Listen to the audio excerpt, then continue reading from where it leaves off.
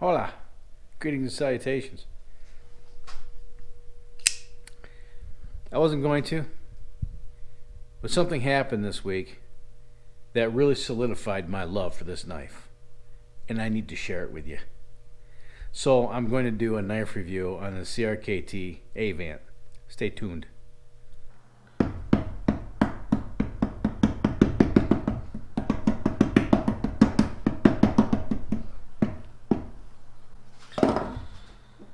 Anyway, you've seen this in several videos. In every video that you've seen this knife in, there's a link in the description where you can go buy one. I learned about this knife after Blade Show last year. I didn't go to Blade Show, but I watched videos. And boy, this thing is filthy. Holy cow. Blade HQ, after the Blade Show last year, did a video about CRKT's 2019 lineup. This was one that really stood out. So I bought one. Now these are available on CRKT's website for an MSRP of about 80 bucks. But fortunately, you don't have to pay $80. If you go into the link in the description, you can pick one up for under 60 bucks. But at $80, this knife is a value. I mean, just look at this thing, man. How can you not want this knife? It's pretty. Now, I'm a big fan of carbon fiber. And this has carbon fiber scales, both sides. It is real carbon fiber, kinda. It's a layer of carbon fiber over G10, you know, to keep the cost down. And they're flat scales, but they are beveled around the edges. The weave is really, really nice. The liners are high polished.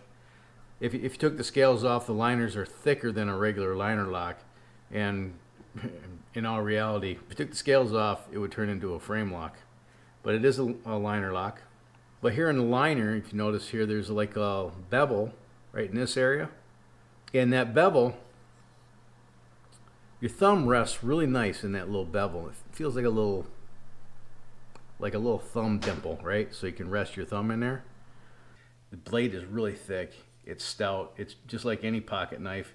It's going to be used for a lot of things, a lot of different tasks.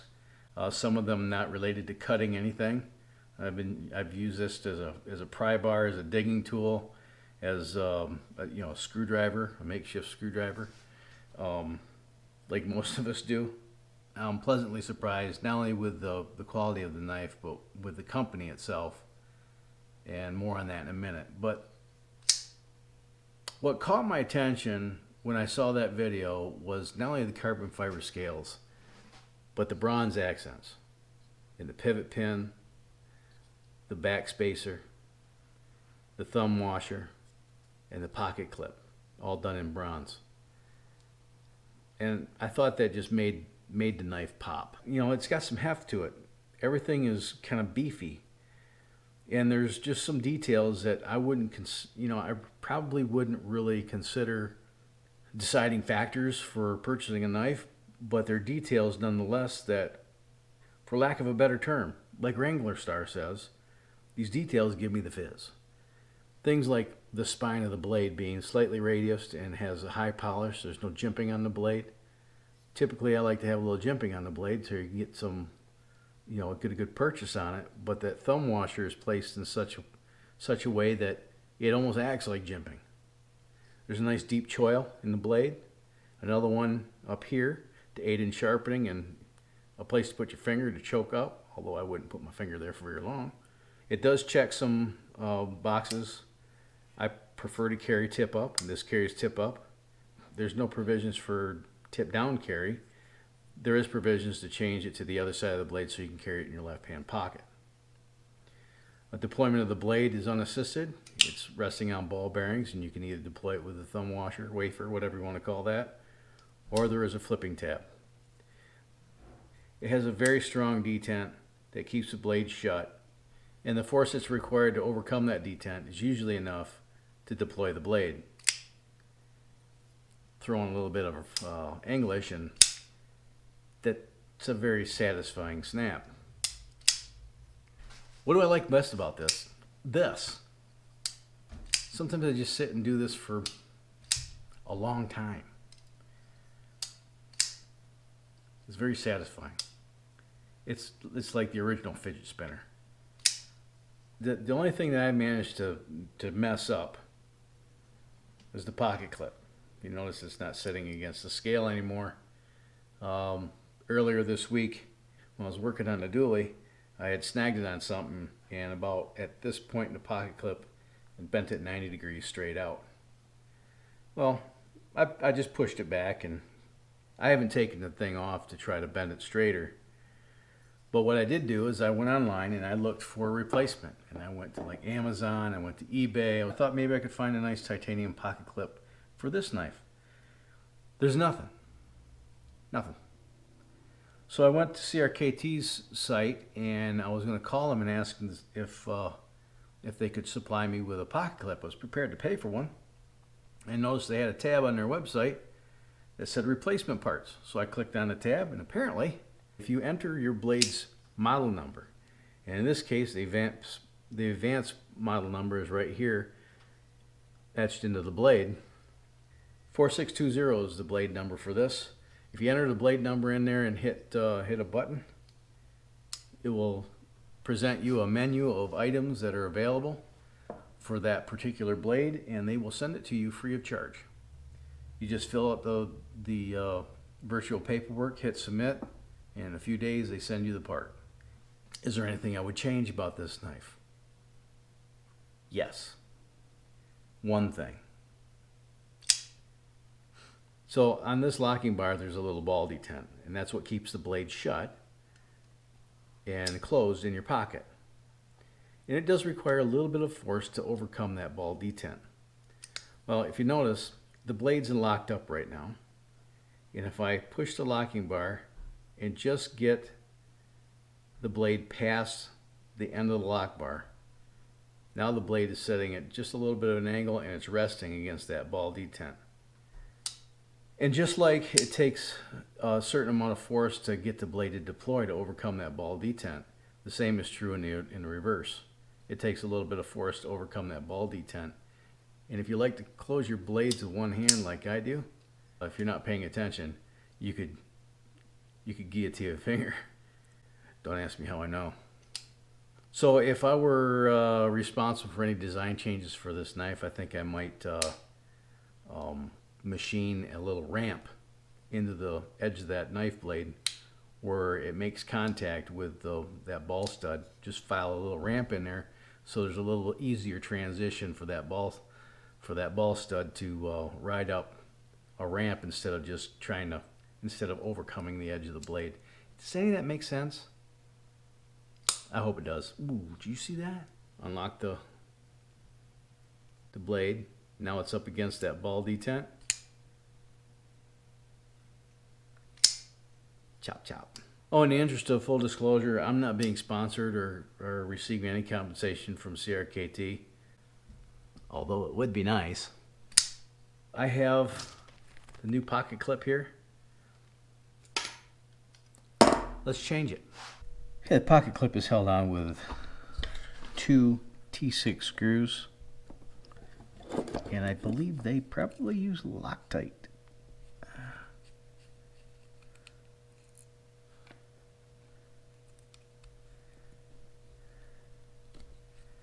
Sure feels like it. So, 2 screws and a slightly bent pocket clip.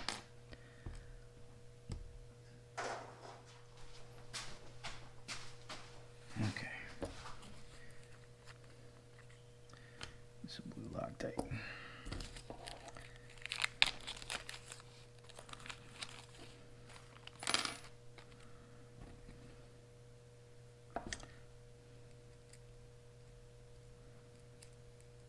Oh, it's got Loctite on it already. How convenient. You don't even need Loctite because it's got Loctite already on the screws. Dad, What? are you doing a video? Yep. Maybe put a little bit more. Just for schniz and giggles.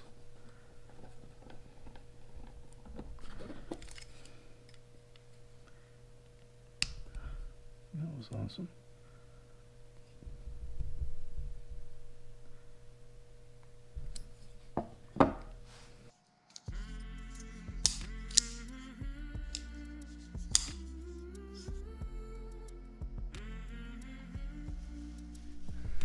That's my little quasi review of the CRKT Avant pocket knife. If you'd like to get one for yourself, check the link in the description. That's one way that you can support this channel financially, by buying stuff through Amazon, which most of you do anyway. And if you don't see anything in the links that you want to purchase, that's okay. I understand. But if you're going to buy something, consider going through one of those links, like a gateway to whatever it is that you do want to buy. I'd appreciate it immensely. And if you can't afford to do that, then we're probably cousins or something. So underneath this window is a subscribe button. Click that and the bell icon right next to it. Hammer away the like button and share it with your vast social media network. If you didn't like the video, then do just the opposite. It's okay with me. You won't hurt my feeling. So that's all I got today. Until next time, you have fun, stay safe, shoot straight, keep your powder dry. Have a splendid day. Thanks so much for watching, and I'll see you tomorrow.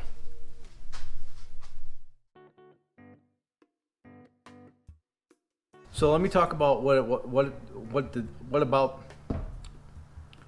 Well, look at this, the thickness of those scale, the thickness of the frame. You don't want to have that blade open in your pocket. So there's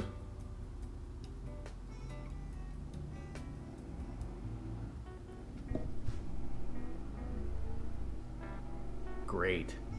The blade has a very prominent detent. What? I'm sorry I interrupt your video. Where's the scissors? I don't know.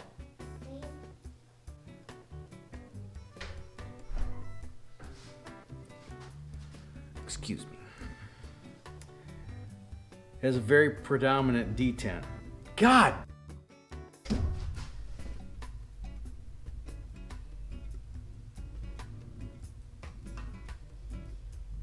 Enough to get the blade to deploy. And Dingus is coming back home. Oh yeah, let's do another hole shot. You know what I'm gonna do? When I fire up this Mopar open headers on a Sunday morning, I'm gonna let my other neighbors know. I'm gonna let everybody on the block know that I'm gonna be breaking in my engine at 7 o'clock in the morning on Sunday. I'm gonna let everybody know except Mike. And we'll point the headers towards his house. I think that's a grand idea. But this came to me in just a couple of days. I think I ordered it on Friday and it came Tuesday. And Speed Racer's back. Goof! Idiot!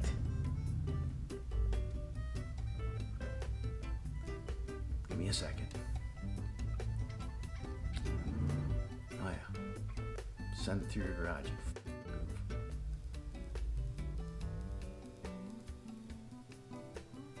You done, Scooter? Hammer away the like button and share it with your vast social media network. What a doofus. I hope he blows it up. There is no provisions for tip down. It does carry very deep in the pocket. Goof. That's gonna make the outtake real.